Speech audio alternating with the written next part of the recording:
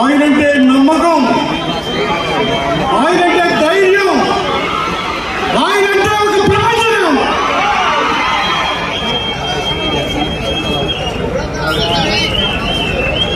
నాయకుడు చంద్రబాబు నాయుడు గారు అరెస్ట్ అయ్యి రాజమండ్రి సెంట్రల్ జైల్లో ఉంటే పవన్ కళ్యాణ్ గారు కోటి సూర్య వెలుగుతో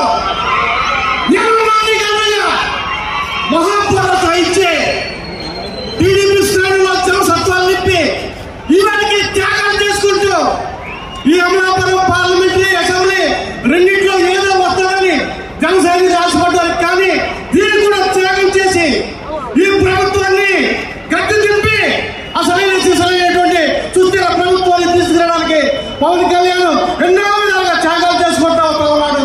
ఆ త్యాగాలు ఏమి వాడవు, ఆ త్యాగాలకి మంచి రూపం వస్తుంది. మనమందరం కూడా ధైర్యంగా ఉంటూ ఏదైతే ఓటు చేయాలనేమోనని ఆనాడు శపథం చేశాడో పవన్ కళ్యాణ్ గారు, మనమందరం కూడా కూటమికి కట్టుబడండి.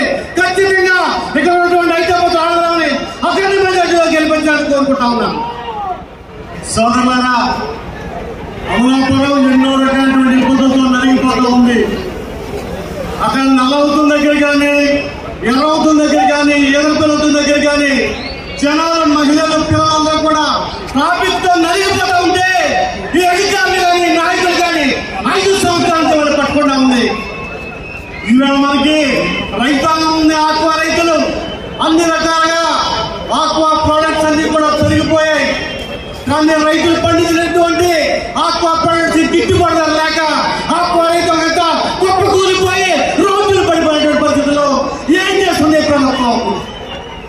ఇక్కడ మనకి 35 నియోజకవర్గాల్లో ఏ నియోజకవర్గానికి లేని విధంగా ఇక్కడ ఆయిల్ కంపెనీ ద్వారా ఏటా 25 నుంచి 30 కోట్ల రూపాయలు వస్తుంటే ఆ డబ్బు నియోజకవర్గానికి ఇతర ప్రాంతానికి తగ్గిపోతుంది. కానీ అమరావతిని పోగు చేయడం లేదు, ఎవరు కూడా అమరావతిని పట్టించుకునే పరిస్థితి లేదు. అందుకనే పవన్ కళ్యాణ్ గారి నేతృత్వంలో ఆయన తీసుకున్నటువంటి చర్యలతో మీ అందరికీ తెలుసు, ఎవరన్నా రాజకీయాల్లోకి వస్తే డబ్బులు పోగేసుకుంటాడు, నాలుగు నిధులు కట్టుకుంటాడు, ఎకరాలు కొనబడతాడు. కానీ పవన్ కళ్యాణ్ తన రెక్కలకి వస్తుంది, ఇచ్చే వాళ్ళకి జీవితాన్ని బాగలేదు. మా ఆదేత పవన్ కళ్యాణ్. అదేవిధంగా కోనసీమ ముందు పెట్టిన జిఎంసీ బాలేది, ఆయన యొక్క తనయుడు హరీష్ కూడా ఇవాళ తండ్రి వాళ్ళ పేరు తెచ్చుకోవడానికి మన ముందు హక్కుంటుందని తెచ్చుతా ఉన్నాడు. అతను కూడా మనం